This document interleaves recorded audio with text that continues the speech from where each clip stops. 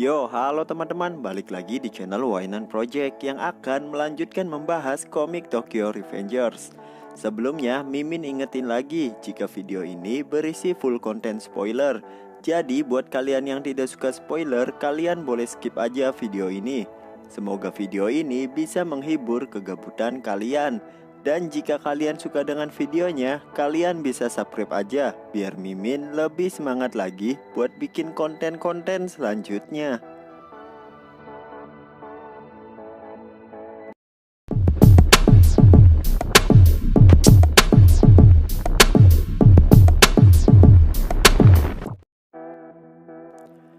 Melanjutkan dari part sebelumnya di mana Mickey menyatakan dengan tegas jika mulai sekarang Toman resmi dibubarkan. Bukan tanpa alasan, Mickey membubarkan Toman karena sebelumnya Takemichi sudah menceritakan mengenai semua perjalanannya di masa depan yang berulang kali melihat masa depan yang benar-benar hancur. Dan semua itu karena Toman menjadi jahat di masa depan. Jadi dengan sekarang Mickey membubarkan Toman, maka itu akan membuat Toman tidak akan pernah ada di masa depan. Sekaligus itu akan merubah masa depan menjadi lebih baik. Saat rapat pembubaran Toman sudah selesai, mereka semua hendak kembali ke rumahnya masing-masing. Di sini Angry berkata pada Smile jika dia masih belum bisa percaya jika sekarang sudah tidak ada lagi yang namanya Toman. Dan Smile hanya berkata jika dia juga masih belum bisa percaya. Namun Smile bilang jikalau dirinya jadi Mickey, maka Smile juga akan melakukan hal yang sama. Karena Smile tahu Mickey sudah kehilangan banyak hal yang penting bagi dirinya. Kemudian Shifuyu bertanya pada Takemichi mengenai apa yang akan Takemichi lakukan setelah ini. Karena sekarang Toman sudah tidak ada dan Kisaki juga sudah mati. Jadi Takemichi tidak punya urusan lagi di tempat ini. Takemichi menjawabnya. Takemichi bilang karena Kisaki sudah mati berarti dirinya bisa kembali ke masa depan dengan bersalaman dengan Naoto. Karena Naoto pasti masih hidup di masa depan yang sekarang. Namun Takemichi juga bilang jika dia tidak ingin secepatnya pergi dari masa ini. Karena Takemichi masih belum mau berpisah dengan teman-temannya saat ini. Tak lama kemudian, dari belakang Hakai memanggil mereka semua. Hakai menyarankan bagaimana jika mereka semua membuat sebuah kapsul waktu untuk memperingati hari dibubarkannya geng Toman ini. Draken dan Mitsuya masih terlihat bingung, namun Mickey langsung tersenyum dengan ide dari Hakai ini. Kemudian Mickey menyuruh semuanya untuk menuliskan sebuah pesan untuk diri mereka masing-masing yang akan ada di masa depan nanti. Dan mereka akan membukanya setelah 12 tahun kapsul waktu itu dikubur. Angry bertanya kenapa harus 12 tahun. Namun pertanyaan Angry langsung disela oleh Smile dengan berkata siapa yang peduli, kedengarannya itu akan menjadi seru.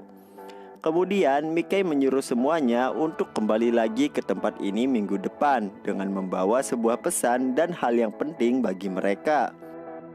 Singkat cerita, 1 minggu sudah berlalu dan sekarang mereka sudah berkumpul lagi di tempat yang sudah dijanjikan. Paean bertanya apa yang Mitsuya tuliskan, namun Mitsuya tidak ingin memberitahu Paean karena tidak akan seru jika pesannya itu diketahui oleh orang lain. Angry berkata jika 12 tahun sangatlah lama dan nantinya pasti Angry sudah lupa dengan apa yang dia tuliskan hari ini. Dan Hakai menjawab perkataan Angry dengan bilang jika seperti itulah keseruan dari kapsul waktu. Setelah mengubur kapsul waktu itu, Mickey berpesan pada semuanya untuk tidak melupakan hari ini. Dan saat sudah 12 tahun, jangan lupa untuk kembali ke tempat ini dan bersama-sama membuka kapsul waktu ini. Setelah itu, Mickey mengantar Takemichi untuk pulang menggunakan motornya. Di perjalanan, Mickey berkata, sepertinya ini akan menjadi ucapan selamat tinggal bagi dirinya. Takemichi sempat terkejut karena dirinya berniat untuk sedikit lebih lama berada di masa ini. Namun Mickey berkata, jika yang lain semuanya punya tempat pulangnya masing-masing. Namun tempat Takemichi yang sebenarnya bukanlah di masa ini. Mickey juga menyemangati Takemichi bahwa setelah 12 tahun, Takemichi akan tetap bersama dengan anggota Toman yang lainnya sebagai teman. Dan 12 tahun bukanlah hal yang lama bagi Takemichi. dan Mickey berjanji akan menjaga semuanya sampai 12 tahun yang akan datang. Jadi Takemichi tidak perlu segan-segan lagi untuk meninggalkan teman-temannya di masa ini. Dengan dukungan yang Mickey beri, Takemichi kini bertekad dan mengambil keputusan bahwa sekaranglah waktunya untuk meninggalkan masa lalu.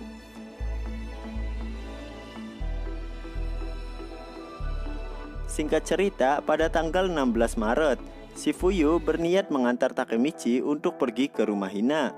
Namun saat di jalan, Takemichi berkata jika dia ingin kembali ke 3 hari yang lalu, yaitu hari White Day. Karena pada hari itu, Takemichi lupa untuk memberikan sebuah hadiah kepada Hina. Dan Takemichi tidak bisa bertemu Hina dengan kesalahannya kali ini. Namun di sini, Shifuyu memiliki sebuah ide yang cukup brilian untuk memberikan sebuah kejutan kepada Hina. Shifuyu pun mulai merakit sebuah rencana dan Takemichi sangat senang dengan ide jenius yang Shifuyu buat. Kemudian mereka pun mulai menjalankan rencana kejutan untuk Hina dan Takemichi pergi menjemput Hina, sedangkan Shifuyu akan bersembunyi di balik semak-semak.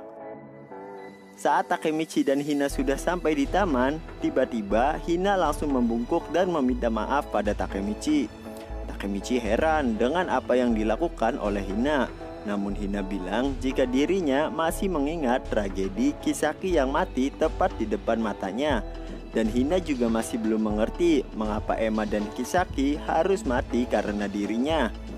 Takemichi yang mendengar itu seketika berjalan ke arah hadiah yang ia sembunyikan.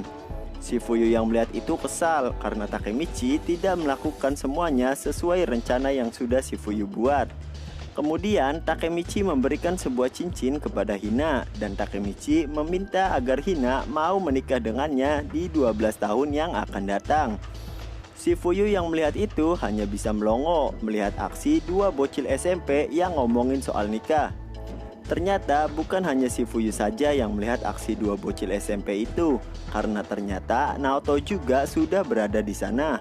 Dan Naoto terkejut karena Takemichi melamar kakaknya yang masih jadi bocil SMP.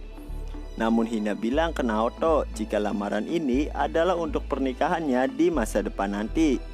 Kemudian Takemichi mengajak Naoto bersalaman dan Takemichi juga berterima kasih karena Naoto sudah mempercayai Takemichi selama ini.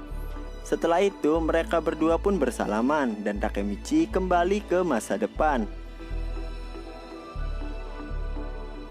Sesampainya di masa depan, kini Takemichi sedang berada di sebuah toilet dengan menggunakan setelan tuxedo yang sangat rapi.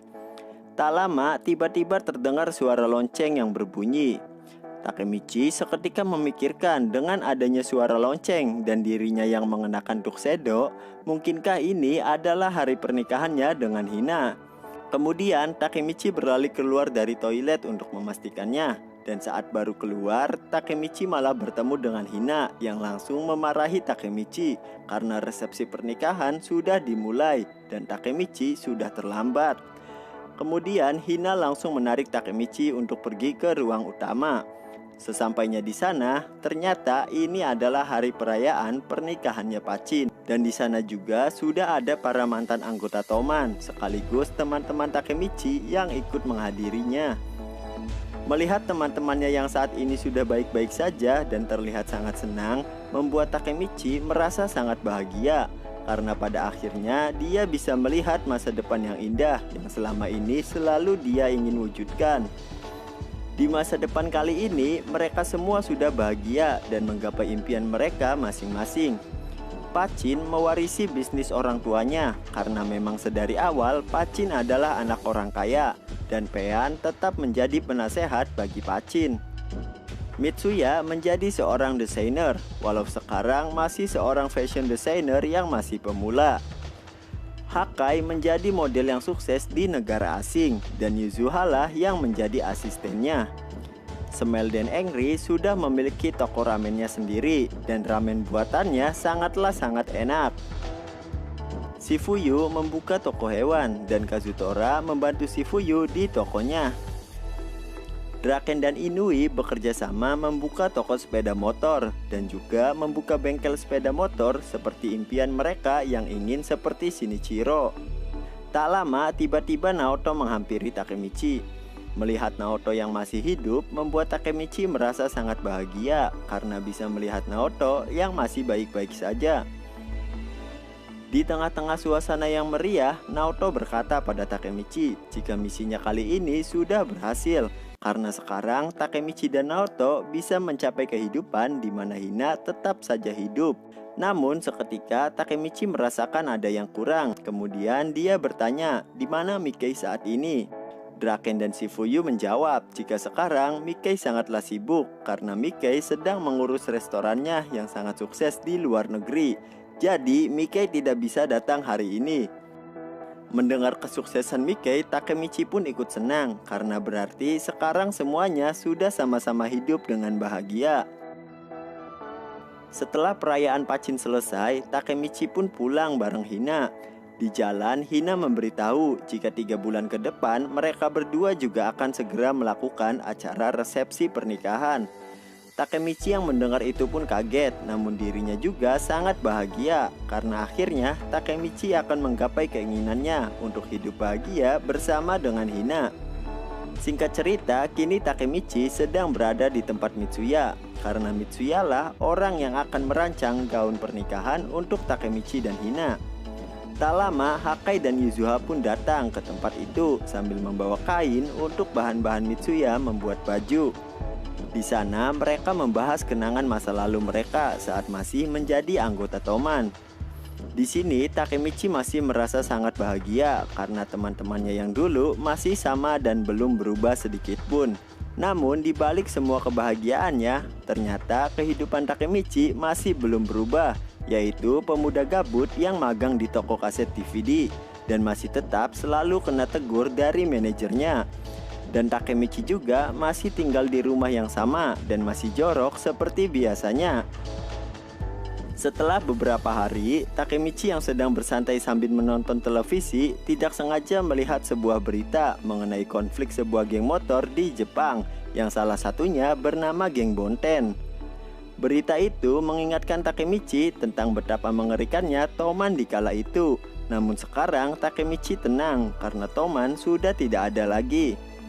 Namun saat berita di TV menunjukkan beberapa anggota dari geng Bonten tersebut, Takemichi seperti mengenal seseorang karena orang itu memiliki desain tato yang mirip dengan tato Mikkei.